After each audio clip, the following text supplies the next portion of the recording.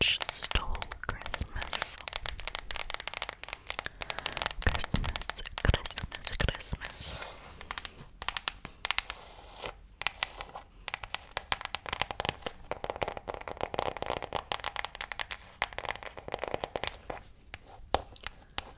How the Grinch stole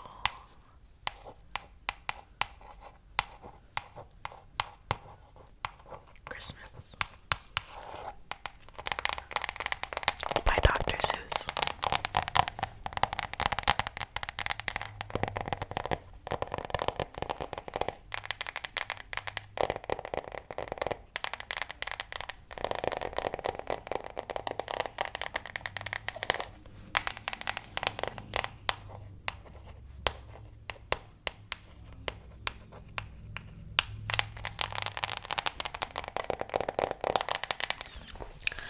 And before we get started, there are two things that I'd like you to know. Number one is that you are very loved, very loved. And number two, this is a safe place for you to come whenever needed. Let's get into it. How the Grinch stole Christmas.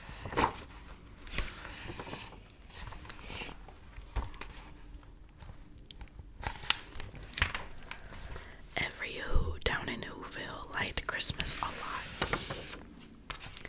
But the Grinch, who lived just north of Whoville, did not. The Grinch hated Christmas the whole Christmas season. Now, please don't ask why. No one quite knows the reason. It could be his head wasn't screwed on right. It could be perhaps that his shoes were too tight. But I think that the most likely reason of all may have been that his heart was 2 sizes too small.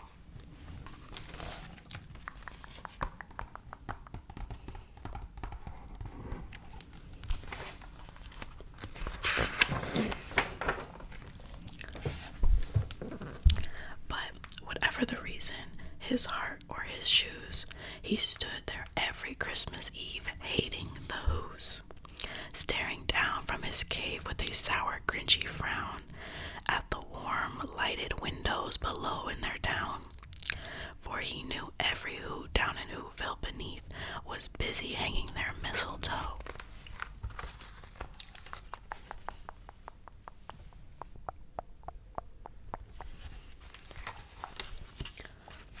And they're hanging their stockings, he snarled with a sneer. Tomorrow is Christmas, it's practically here. Then he growled with his Grinch fingers nervously drumming, I must find some way to stop Christmas from coming, for tomorrow he knew.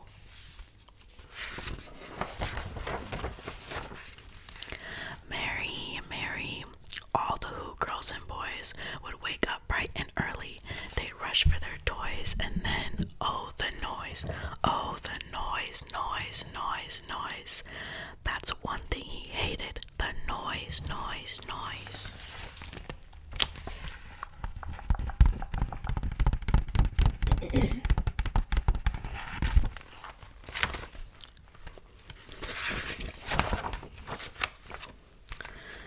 Then the Who's, young and old, would sit down to feast. They had a feast. They had a big feast. They feast and feast, feast, feast.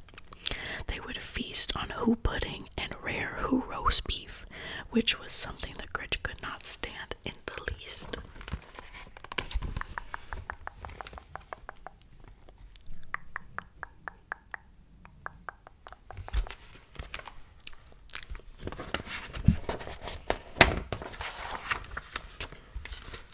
And then they do something he least liked of all.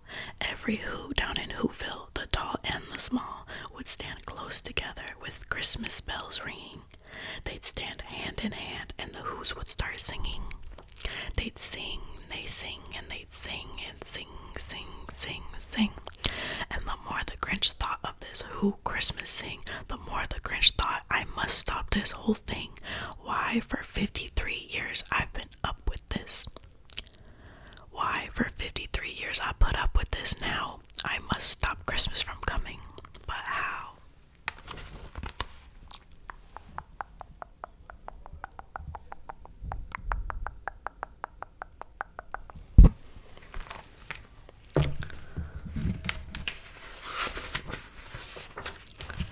Then he got an idea, an awful idea. The Grinch got a wonderful, awful idea.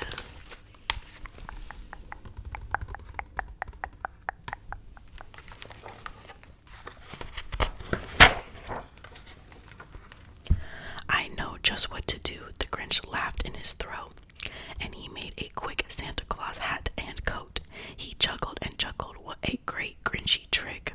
With this coat and this hat I look just like Saint Nick. All I need is reindeer. The Grinch looked around, but since reindeer are scarce, there are none to be found. That did not stop the old Grinch. No, the Grinch simply said, if I can't find a reindeer, I'll make one instead. So he called his dog a Max, then he took some red thread and he tied a big horn on top of his head.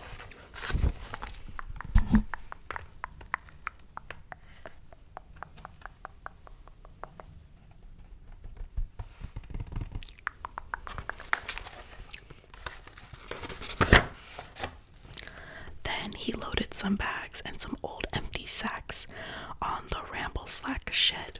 He hitched up old Max. Then the Grinch said, giddy up, and the sleigh started down towards the homes where the Who's lay a snooze in their town.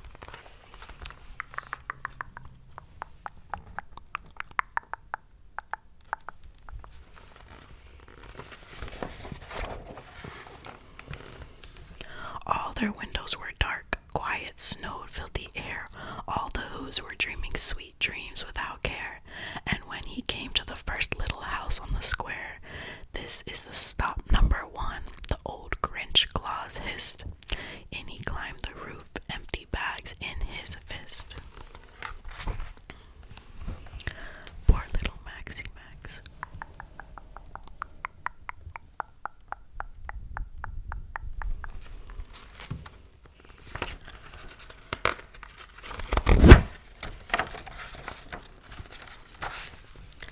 Then he slid down the chimney, a rather tight pinch, but if Santa could do it then, so could the Grinch. He got stuck only once for a moment or two. Then he snuck his head out of the fireplace. Phew! Where the little Who's stocking all hung in a row. These stockings, he grinned, are the first thing to go.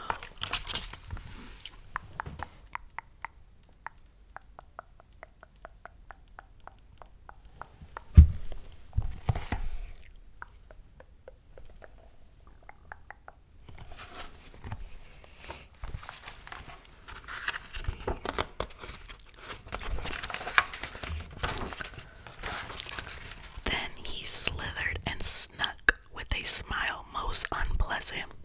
Around the whole room he took every present. Pop guns and bicycles, roller skates and drums, checkerboards, tricycles, popcorn and plums. And he even stuffed them in bags. Then the Grinch very nimbly stuffed all the bags one by one up the chimney.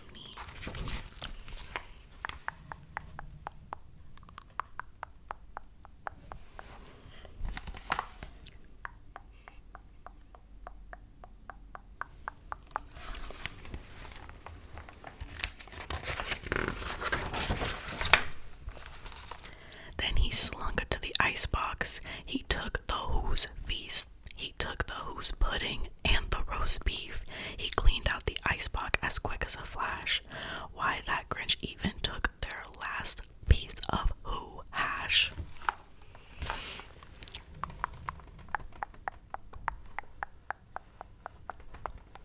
Who hash.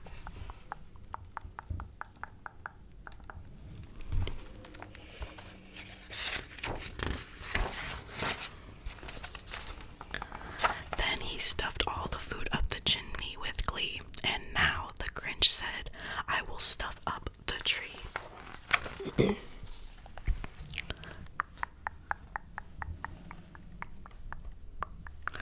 actually want my Christmas tree to look like this. I remember I was like, dang, I wish they sold Christmas trees like this. How cute would that be? Like the actual Grinch Christmas tree as a Christmas tree. That would be so cute.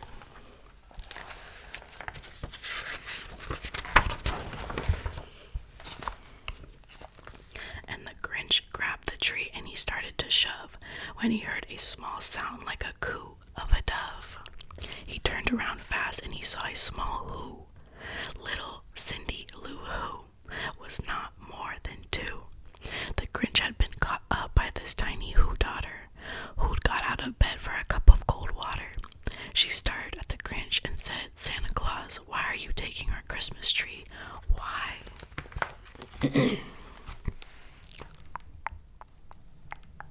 She said, tiny.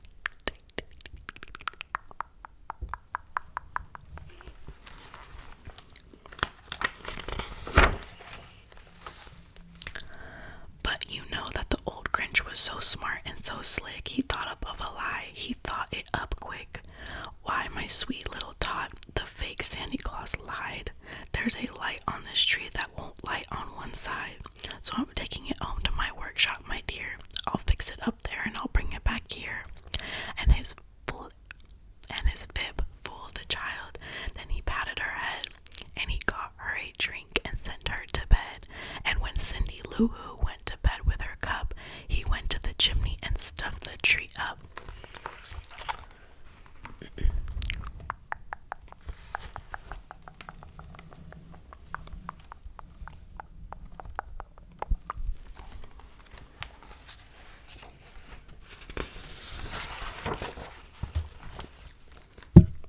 The last thing he took was the log on their fire.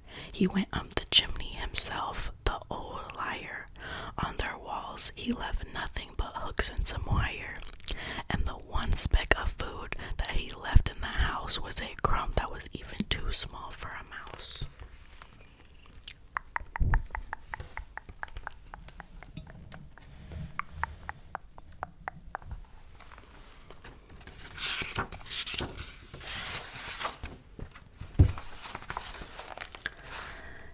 Then he did the same thing to other Who houses, leaving crumbs too small for even Who mouses.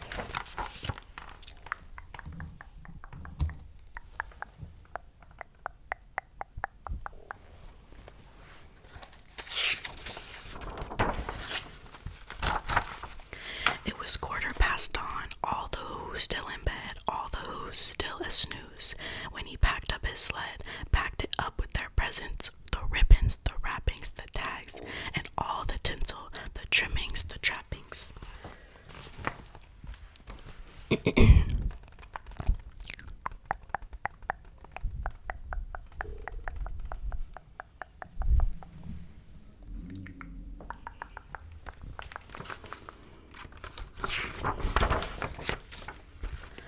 3,000 feet up the side of Mount Crumpet, he rode with his load to the tip-top to dump it. Boo, boo to the Who's, he was a Grinchy slishy humming. They'll find out that there will be no Christmas coming. They're just waking up. I know just what they'll do. Their mouths will hang open for a minute or two, and the Who's down in Whoville will cry boo-hoo.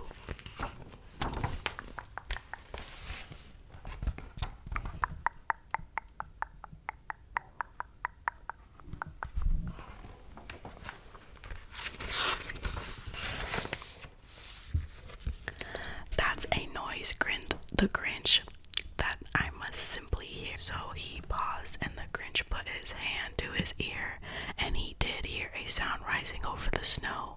It started in low, then started to grow.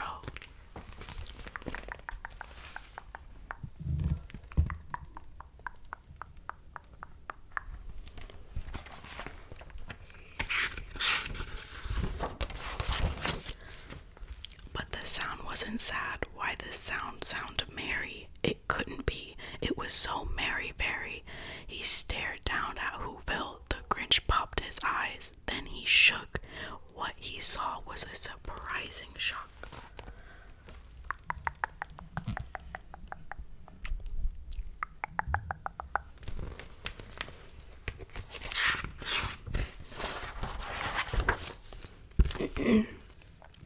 Every who down in Whoville, the tall and the small, was singing without any presents at all. He hadn't stopped Christmas from coming. It came. Somehow or other, it just came.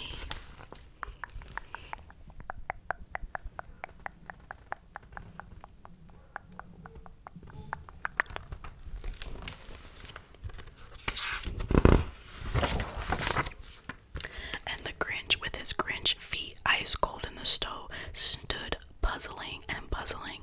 How could it be so? It came without ribbons, without tags, without packages, boxes, or bags. And he puzzled 3 hours till his puzzler was sore.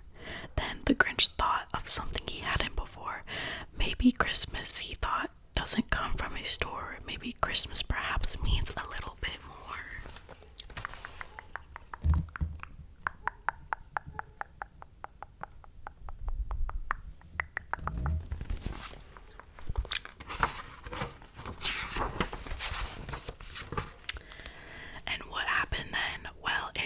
They say that the Grinch's small heart grew 3 sizes that day, and the minute his heart didn't feel quite so tight, he whizzed with his load through the bright morning light, and he brought back the toys and the food for the feast, and he...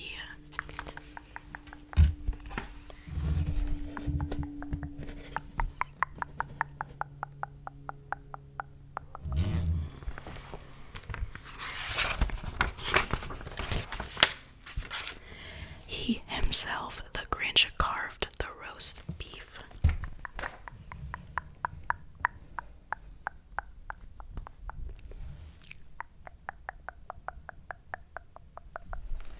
The end.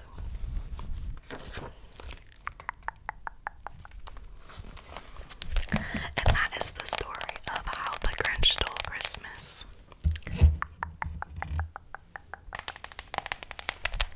And you can stay a little while longer if you would like to fall asleep to some.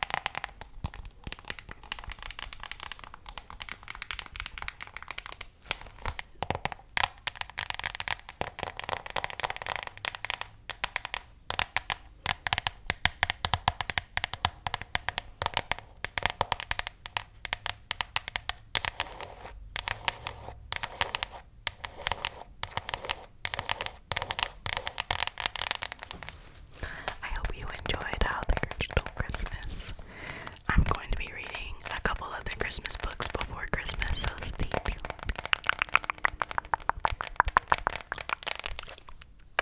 I'll see you later.